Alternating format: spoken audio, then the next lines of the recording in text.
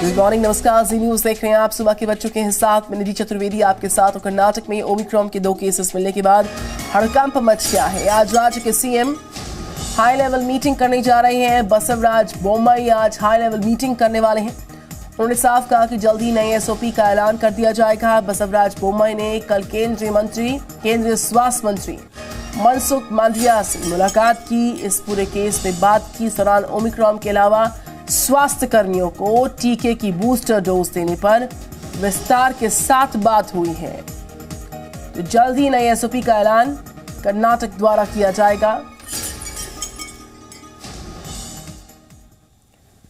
तो corona virus को लेकर यह सबसे बड़ी खबर है। दरअसल कोरोना का नया वेरिएंट ओमिक्रॉन भारत में दस्तक दे चुका है। भारत में इसके जो 2 केसेस मिले हैं वो दोनों ही केसेस कर्नाटक में हैं। अब सवाल सबसे बड़ा ये है कि इन 2 लोगों से कोरोना का नया वेरिएंट कितने लोगों तक पहुंचा है और अभी उन सभी की स्थिति कैसी है।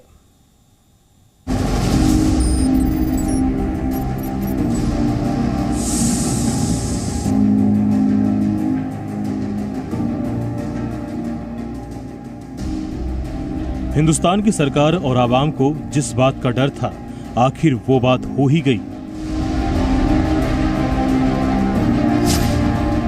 बेंगलुरु में कोरोना के नए वेरिएंट ओमिक्रॉन के पहले 2 मरीज मिले हैं।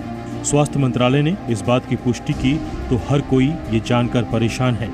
सबसे बड़ा सवाल है कि इन 2 मरीजों से ओमिक्रॉन कहां तक पहुंच चुका होगा। भारत में ओमिक्रॉन की एंट्री के बाद सबसे बड़ा सवाल ये उठ रहा है कि इन दोनों मरीजों से कोरोना का ओमिक्रॉन वेरिएंट कहां तक पहुंच चुका होगा। कर्नाटक के स्वास्थ्य मंत्री के सुधाकर ने इस बारे में जानकारी दी। So one person is about 66-year-old who is South African national who has gone back. Second case is a practicing medical doctor in a government hospital, about 46-year-old.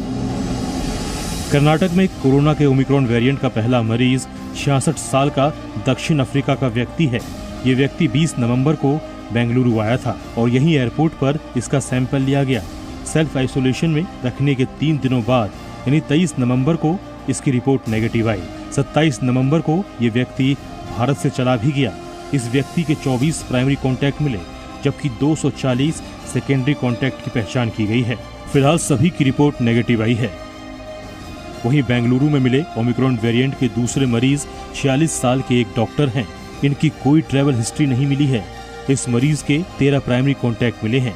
इनमें से 3 पॉजिटिव मिले हैं जबकि इस मरीज के सेकेंडरी कॉन्टैक्ट में 205 मरीज मिले हैं और इनमें से 2 की रिपोर्ट पॉजिटिव आई है।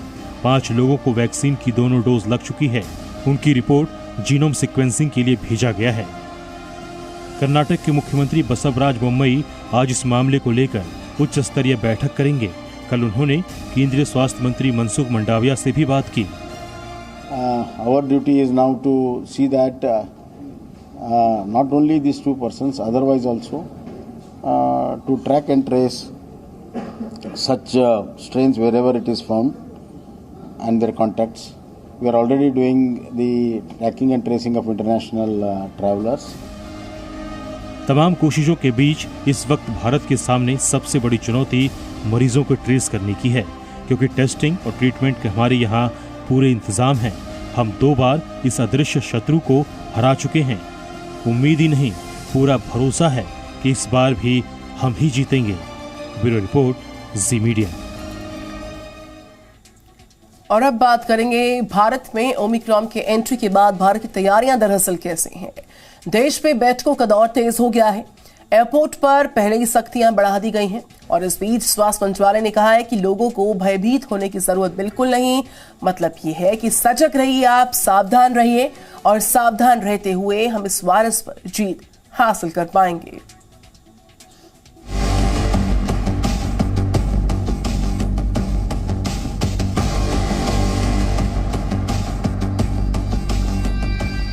देश में कोरोना के नए वेरिएंट ओमिक्रॉन की दस्तक के बीच अच्छी खबर यह है कि भारत में वैक्सीन के लिए पात्र लगभग आधी आबादी पूरी तरह से वैक्सीनेटेड हो चुकी है और देश में संक्रमण की दर अब 1% से भी नीचे है। ओमिक्रॉन की दहशत के बीच स्वास्थ्य मंत्रालय ने कहा है कि कोरोना का नया वेरिएंट ओमिक्रॉन डेल्टा जितना घातक नहीं है। ये बात और है कि ये संक्रामक ज्यादा है, इसलिए मास्क और सामाजिक दूरी अब मजबूरी बन गई है और इसका पालन करना जरूरी है। कॉन्टैक्ट ट्रेसिंग ऑफ सारे पॉजिटिव पर्सन हो और उनको 14 दिन मॉनिटर किया जाए।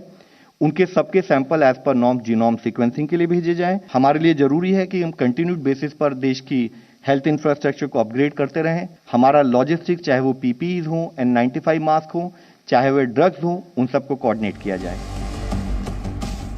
केंद्रीय स्वास्थ्य मंत्रालय ने ओमिक्रॉन के मौजूदा हालात पर समीक्षा बैठक कर इससे निपटने के उपायों पर चर्चा की, लेकिन सरकार की बार बार अपील के बावजूद जमीनी हकीकत क्या है, हम आपको दिखाते हैं। ये तस्वीरें लखनऊ रेलवे स्टेशन की है।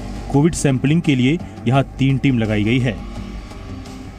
इस वक्त हम लोग राजधानी लखनऊ के आलमबाग बस अड्डे पर हैं और यहाँ पर आप देख सकते हैं कि प्रवेश करने के दौरान थर्मल स्कैनिंग से पहले उनका तापमान नापा जा रहा है और उसके बाद ही उनको अंदर आने की अनुमति दी जा रही है। इसके साथ साथ जो लोग मास्क का उपयोग नहीं कर रहे हैं उनको किसी भी तरह से अंदर प्रवेश की अनुमति नहीं है जब तक वो मास्क नहीं लगा लेंगे। लखनऊ बस स्टैंड पर बिना मास्क के लोगों की एंट्री नहीं है। बस स्टैंड के गेट पर लोगों का तापमान भी लिया जा रहा है। यदि किसी व्यक्ति में शुरुआती लक्षण पाए जाते हैं तो उनका कोविड-19 टेस्ट कराया जा रहा है।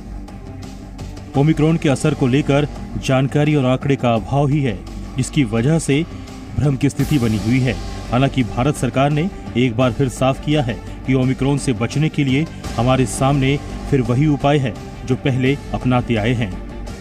वैक्सीन लगना हमारी बहुत इम्पोर्टेंट ढाल है, हमारी बहुत बड़ी प्रोटेक्शन है इस वेरिएंट के लिए, डेल्टा वेरिएंट के लिए, सब वेरिएंट्स के लिए। जिन टूल्स का इस्तेमाल करते हुए हमने इस पेंडेमिक की लड़ाई करी है, उन टूल्स को फिर हम पूरी तरह से इस्तेमाल करें, उसमें कोई भी कमी ना हो।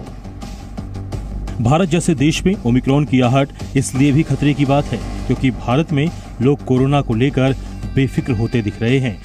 बाजारों में रौनक लौट गई है तो लोगों के चेहरे से मास्क भी गायब हो चुके हैं।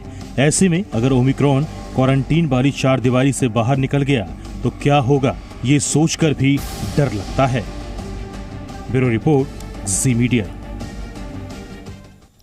अमेरिका में ओमिक्रॉन के 7 और केसेस मिल गए हैं। न्यूयॉर्क में ओमिक्रॉन के 5 केसेस पाए गए हैं। मिनेसोटा में और कोलोराडो में एक मामले की पुष्टि हो चुकी है। अमेरिका में ओमिक्रॉन के अब तक कुल 8 केसेस की पुष्टि हो चुकी है। तो ये बड़ा अपडेट है अमेरिका में ओमिक्रॉन के केसेस का। जिस तरीके से ग्लोबल इमरजेंसी लागू हो चुकी है, 7 केसेस का पाया जाना, मिनेसोटा में 1 केस का पाया जाना, कोलोराडो में 1 केस की पुष्टि का होना। अमेरिका में ओमिक्रॉन के अब तक 8 केसेस कुल पाए जा चुके हैं।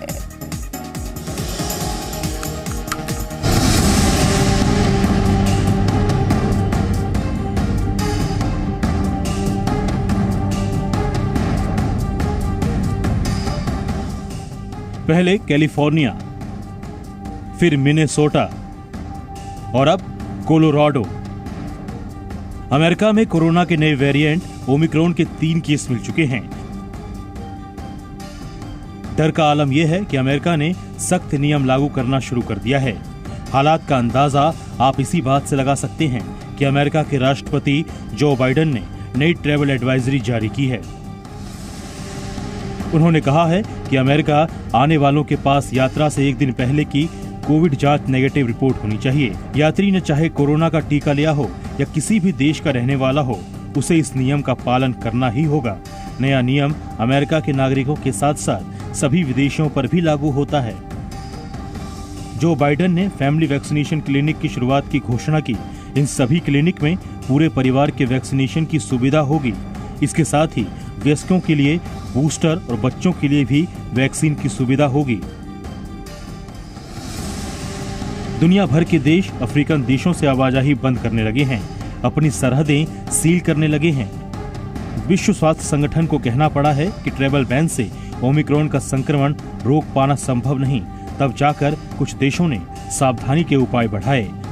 फिर भी 26 नवंबर को 6 देशों में ओमिक्रॉन के मरीज थे। 30 नवंबर आते आते 14 देशों में ओमिक्रॉन पहुंच चुका था और 2 दिसंबर तक दुनिया के 30 देशों में ओमिक्रॉन पहुंच गया।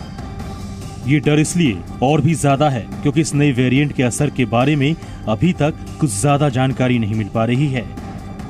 Fortunately, the virus passes in people and the virus is in 23 countries now, and so that virus is available to many already. But travel bans do have a negative impact on the ability to ship samples out of a country. डर की एक बड़ी वजह और भी है, वो ये कि पूर्ण टीकाकरण के बाद भी लोग इस वायरस के नए वेरिएंट से संक्रमित हो रहे हैं। अब वैक्सीन के फिर से मूल्यांकन की बात हो रही है, यानी नए शत्रु से लड़ने के लिए नए हथियार की जरूरत पड़ सकती है। Bureau report, ji media. Presenting B News app, available on Google Play and App Store. Download it now.